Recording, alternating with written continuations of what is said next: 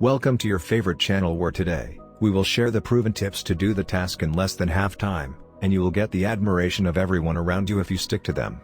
What if I tell you that you can do twice the amount of learning you are doing right now in half of the time?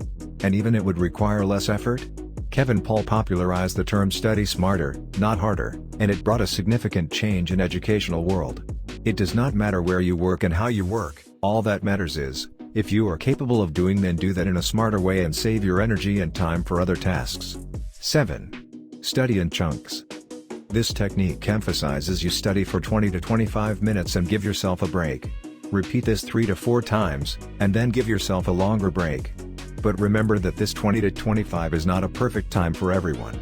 To find your perfect chunk, take a book and start studying. When you start getting distracted or dizzy, it's time for a break.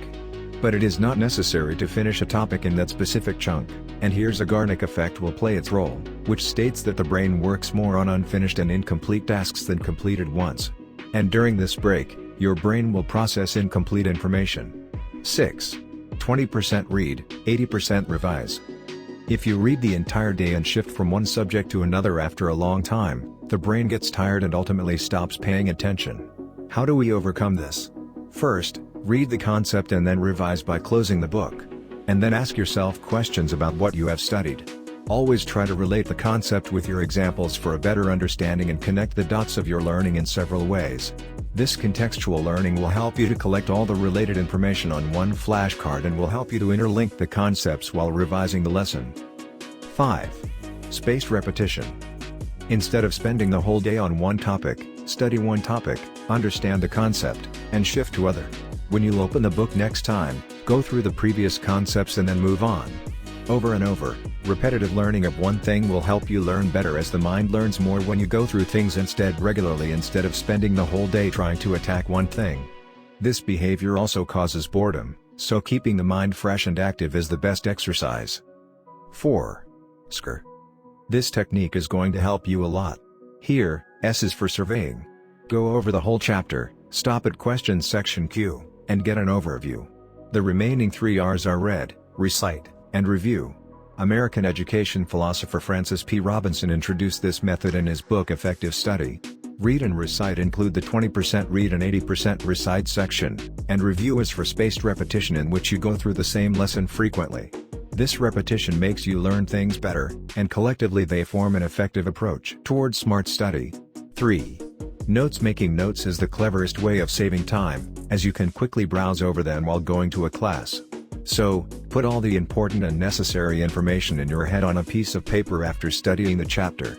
A study at Howard University revealed that it is difficult to remember things that you learn or read on screen, so putting them on a page is also a good step towards effective learning. Whenever you go through the notes later on, you will have the complete information there instead of going through the whole lesson, and this one is a smart technique to solidify your knowledge and to save time. 2. Study like a teacher. Having difficulty studying for a long, then why don't you think about studying like a teacher? It will benefit you in 2 ways. One is that you will be clear in your thoughts about the important questions of the topic as you will absorb knowledge more logically because you have the thought of teaching it and skipping something is not an option when interacting with your peers. Secondly, it is scientifically proven that teaching someone helps you learn things effectively. So follow the rule of teach test mix, which means teach someone. Then test yourself frequently and mix up your lessons in subjects to get a better grip. Even if you have to teach your toy, don't hesitate. 1. Mnemonics. Always use mnemonics, coin sayings, and image associations in your study because it has been observed that the weirder the images, the stronger the association. And when we talk about coin sayings, it is making your abbreviations about something to memorize them. Like to make kids learn the rainbow colors in sequence, introduce them to the word vibgyor, and in trigonometry, the term SOHCAHTOA is popular for remembering sin, cos and tan. Do you find this video helpful? If you faced difficulties in your study despite spending plenty of time? Do share in the comments section. Thank you for watching. Subscribe to the channel and press the bell icon to get notified when any video comes your way.